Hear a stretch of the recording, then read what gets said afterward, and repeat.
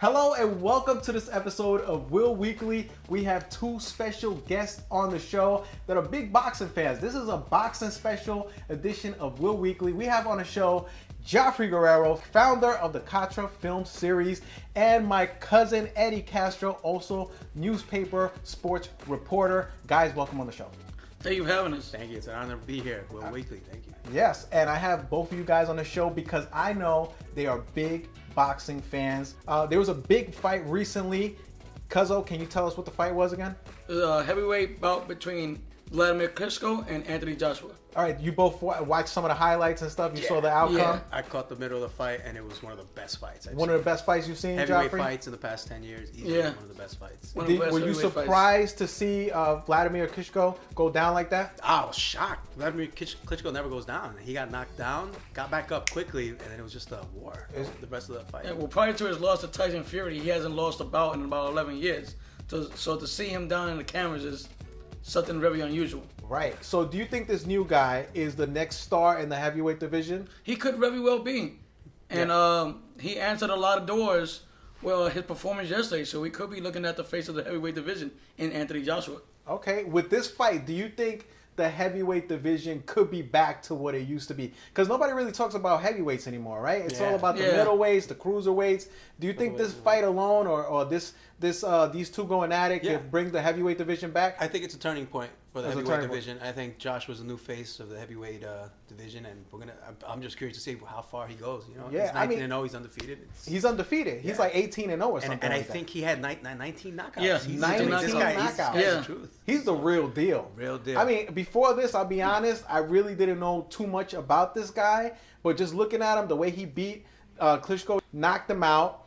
I think this guy could be the new face of the heavyweight division. Well, if you didn't know about his name now, everybody found out about Anthony Joshua and that performance against Klitschko. I mean, the guy's a monster.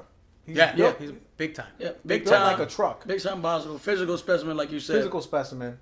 He looked like a football player. Oh. Yeah. Right? Yeah, he's jacked. Yeah. He's jacked up. Yeah, he I don't know. I don't see anybody stopping him. I think he called out Fury for the next fight. Yeah. I just don't see anybody beating this guy. Is Fury the other like big name in the heavyweight division? Yeah. And you think that would be a good matchup? That would be the biggest heavyweight fight up to date. Yeah. Damn. All right. Now moving on. Big fight coming up.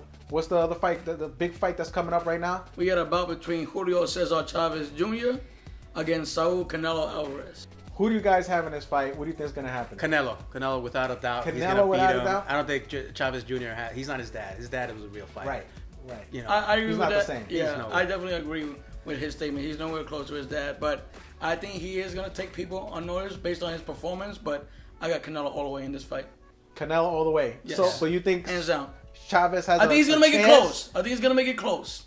Does he have a realistic chance against Canelo?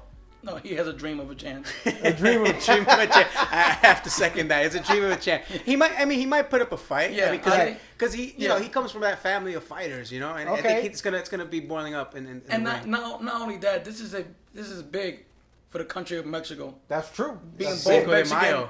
Yeah, Cinco de Mayo weekend. Cinco de Mayo. Mexican-blooded fighters. So it's going to be a lot more than the actual fight itself. This is about the Mexican pride and the Mexican people. That's true. It's so weird. Cinco de Mayo's coming up, but Mayweather is nowhere around. It's like he's not, he's retired. Yeah, I'm used to seeing Mayweather in a Cinco de Mayo fight, true. You usually see him running around with the sombrero. With the sombrero, talking trash. Yeah. I think he's waiting to come back, though. There's some. You think he's coming back? There's some against McGregor. I mean, that's been talked about a lot. Yeah.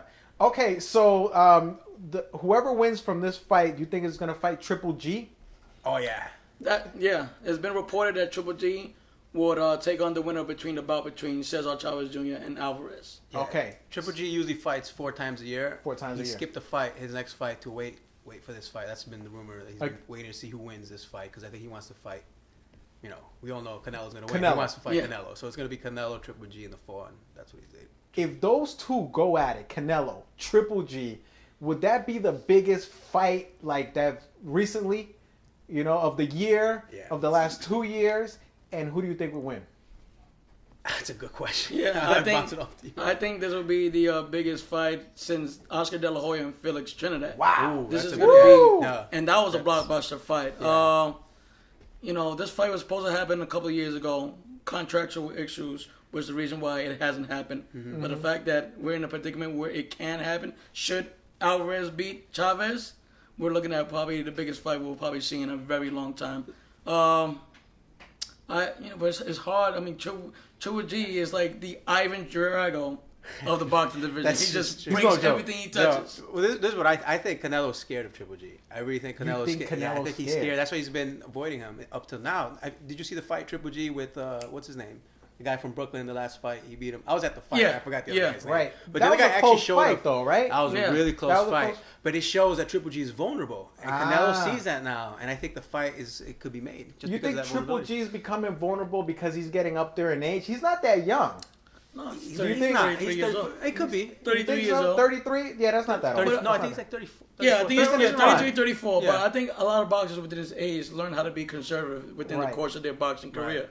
Okay. As far as longevity goes. So you definitely have Triple G. If he goes up against Canelo, your predictions, Triple G will win. That's a tough one, but I think he'll pull it off. He's just that guy's like you said. He's like Ivan Drago of our generation. He's like a machine. He's a machine. He breaks everything. He breaks. I will break you. He is. It's hard to ignore Triple G's performance against Daniel Jacobs. That was a great fight. That was Daniel Jacobs is one of the best fighters coming around in a long, long time, especially in the borough of Brooklyn, New York City. Definitely. But this is a fight that needs to happen. This is a fight that the people want to happen. The people want to see it. If the people want to see it, you got to make it happen. Give the people what they want. Exactly. Let's these people rip each other apart. That's what frustrates me sometimes about boxing is that sometimes these fights take forever to happen. Yeah, I mean, you go back to the Manny Pacquiao Floyd Mayweather. How long that fight took? Yeah. Nobody wants to see that again. Nobody wants to see 10 years for a fight. Speaking of Mayweather, last question for you guys: is he gonna be back? Do you think he's gonna come out of retirement, one last fight? What do you think is gonna happen, G? I think he'll come back. He wants to break the record, 50-0. I think he'll come back. Will it be McGregor? Will it be Pacquiao? I don't know. You're not sure, but he'll come back. He'll come back for at least one more fight. Okay. I'll pretty much reiterate what he says. The record does mean something to him. It means a lot to him, as a matter of fact. Even though he has gone off the record saying that it doesn't, but we all know that it does. How many fights does he need to break that record? I think he needs two more. Two more fights to break the record? One more. He's tied for the record now. Wow.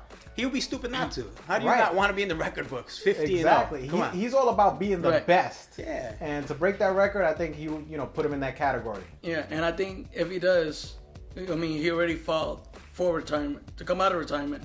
I think it will be about against Conor McGregor. That would be a good fight. That would be a big one. Yeah, there's simply too much money. Exactly. Floating in the air for these two not to fight each other. And funny as it may be, these two boxers are all about money. That's true. They want to make big bucks. All right, well, that's it for today. Thank you guys for being on a special boxing edition of Will Weekly. Hope to have you guys again on the show talking more boxing. That's it for today. Please subscribe if you like this video. Press that like button. And thanks again for watching, guys. See you guys in the next episode of Will Weekly. Peace out.